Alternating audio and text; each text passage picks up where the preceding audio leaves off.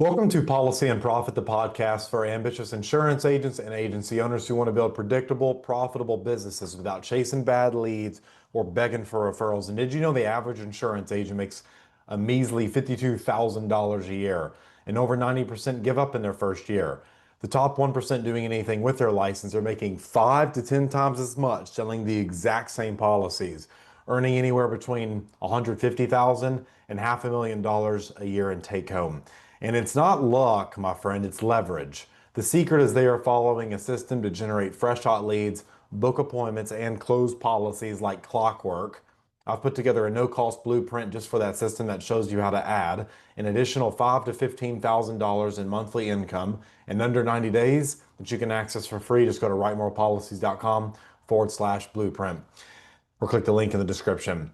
Today's guest is Victoria Prather. She is a powerhouse entrepreneur on a mission to build your setting extraordinary, fusing strategy, heart, and hustle to lead herself into uncharted territories. I like that.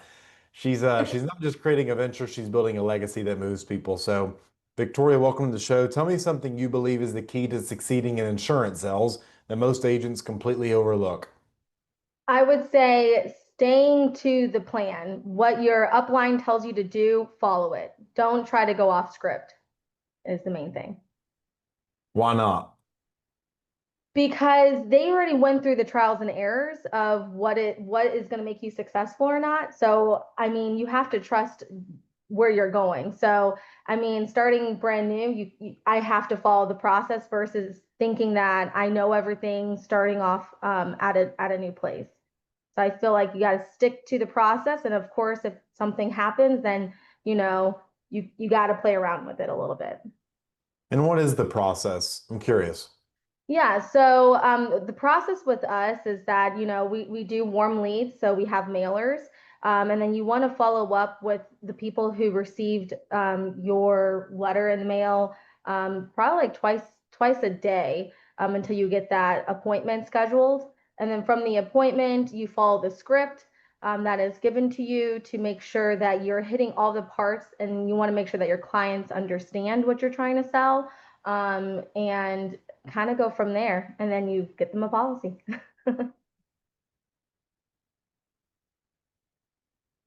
Do you ever run into customers being aggravated, anything like that? People, I didn't find that out, anything like that? How do you overcome that? Yeah. So I would say the main issue that I've been experiencing so far is DocuSign. When they have to fill out something in a text message, and I'm like, hey, you're going to receive a text, and that's your confirmation that we're going with this carrier. And they just want to give up so easily. They're like, "Oh, what? I have to sign something now? Oh my gosh, like this is too much work." And or they don't understand it where they're like, "Oh, can like we do this another time?" So that type of obstacle is kind of hard because I can't see their screen.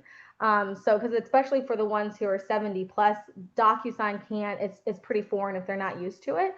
So the way that I handle it is by communication and slowing down and trying to be in their shoes and be like, okay, tell me what you see. We're going to do this together. It's going to be completed. We're almost to the finish line. So I would say just slowing down and being on the same pace as your client and not thinking that it comes easy to them because it doesn't sometimes. You know, nothing really comes easy. I call them the muggles out there. You ever watch Harry Potter?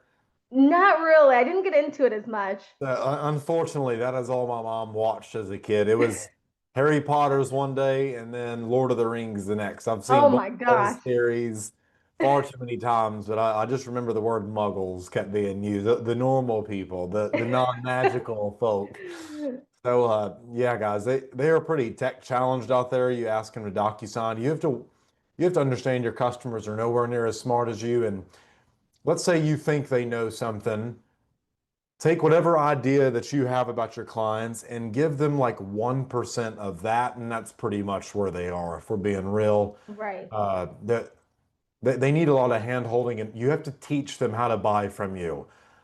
So I'm glad you brought that up. Now, something I know you're really passionate about is this whole idea of being your own CEO. So walk us through that. Tell me more about that. Yeah, I would say starting as a kid, my dad always saw me as being my own CEO of some type of company.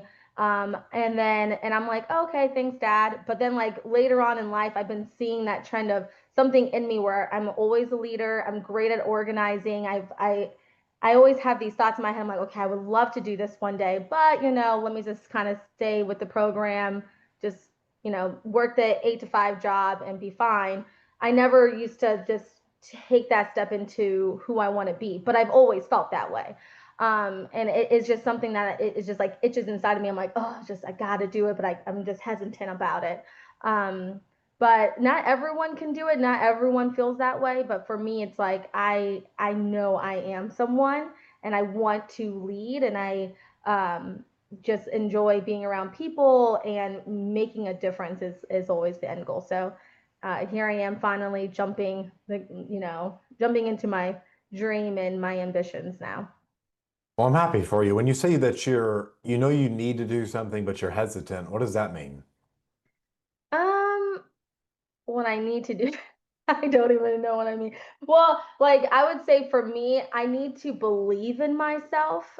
And I don't know how, like, because I'm used to, I think the hardest thing is that when you, from childhood to adulthood, for me personally, I know how to lead someone. I know how to motivate someone. I know how to, someone's like, hey, Victoria, I don't know how to meal prep or organize. I'm your girl. But now I have to do that for me. Because if you're your own CEO, you have to be your own motivator. You have to be your own leader. You have to organize for yourself. So I need to also believe in me. And that's been like because no one is going to be in my shoes to be successful. It's myself. I have to do it. I have to go through it. So I just have to change my mindset a little bit.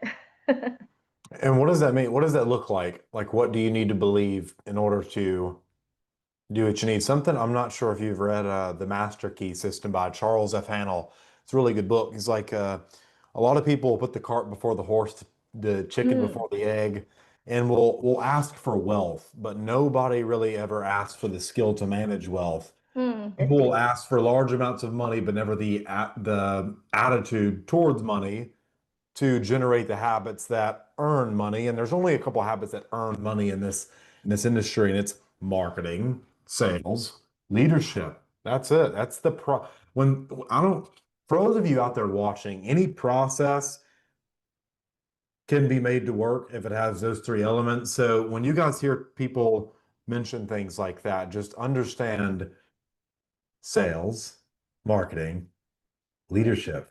That's the game. That's that's the Yep. $1 million game boiled down. It's pretty simple.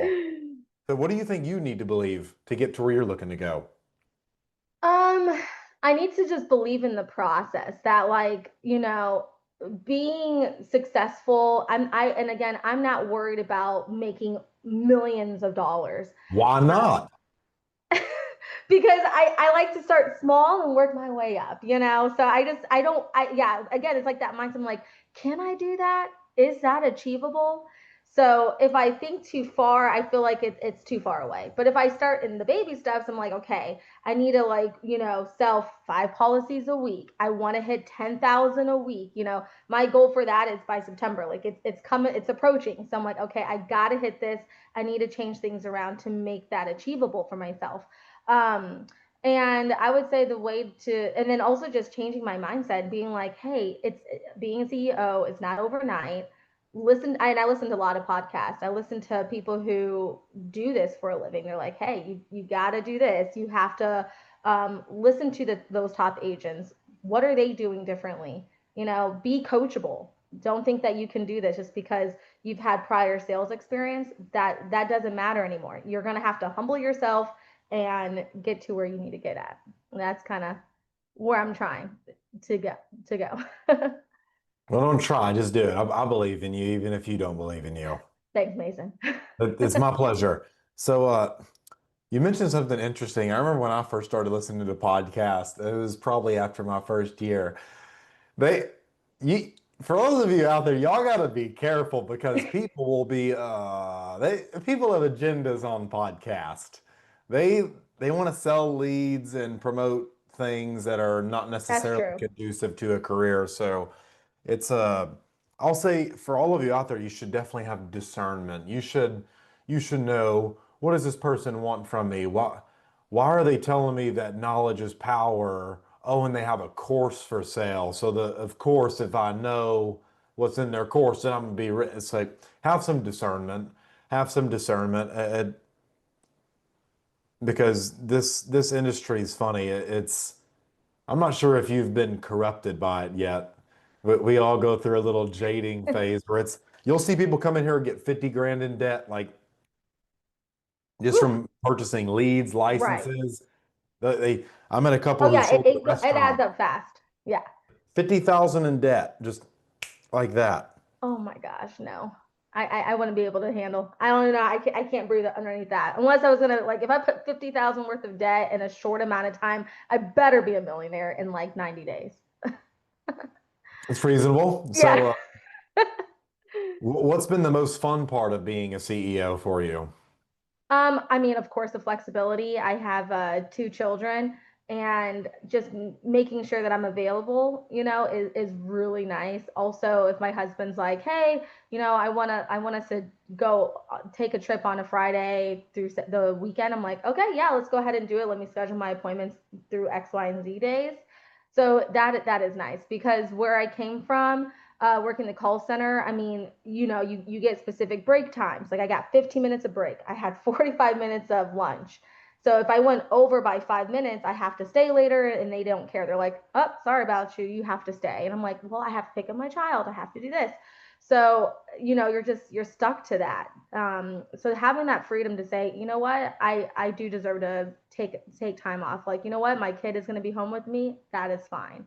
That's I been think that's just a basic inalienable right. If I want to do something, I'm gonna fucking do it. And there's not a employer out there.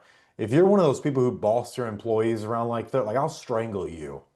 I really will. That that's deep. can you tell I got an attitude about that? Like that's something they used to do to my mom. Nope. Oh, your son needs you to change his diaper. Nope, you're staying over to work. Yeah. A place is not a business too. So Oh, goodness. Yeah. don't be one of those employers. This has been really valuable, Victoria, for the agents and agency owners out there listening who want to get in touch with you or learn more about what you do. Where can they go to find you? How can they get in touch? Yeah. So, by two things. One, it will be from my email. That's Victoria Gold Insurance at gmail.com. Again, Victoria Gold Insurance at gmail.com. That is my business email. And then I also have my phone number, which I need to find because I don't remember what my business line is. But let me see. I always forget what it is. Okay. 317 777 5028. You can contact me about, of course, being a new agent as well as if you're looking for insurance. My big thing is mortgage protection insurance and final expense. So I'm here, y'all. And what state are you in? Indiana, Indiana. What part? the north side, Noblesville. Okay, gotcha. I used to live close to the southern side of I was right on the border of Evansville and like Henderson, Kentucky. Oh, okay. Yeah, So I you're don't far think from that me. was too terribly far away. That's like, I don't know. I'm not really good with the map, but I'm definitely gonna say over an hour. Yeah, that's about it. But it wasn't far away. I know I've been close to Noblesville, drove through there a couple times. So we're going to wrap up here. Thank you so much to Victoria. You guys go comment down below. Tell her how great of a job she did. And go thank her for sharing her insights on what it's like to be a CEO and what it actually takes to make 5, 10 grand a week in this business, which is actually, once you do it, it's actually very easy. You're like, oh, that's what I was wondering. So that's fun. If you'd like to be a guest on Policy and Profit, we're always looking for successful insurance agents and agency owners doing at least 10K a month in commissions and have unique strategies and stories to tell. You can apply at the link down below in the description. And one more time, if you want to stop chasing leads and start booking qualified appointments with people who actually want to buy insurance, grab our free booked and banked blueprint at writemorepolicies.com/blueprint. Until next time, keep building that commission machine, my friend. Victoria, you crushed it. You did a great job. Yay! Thank you. Appreciate it. Woo!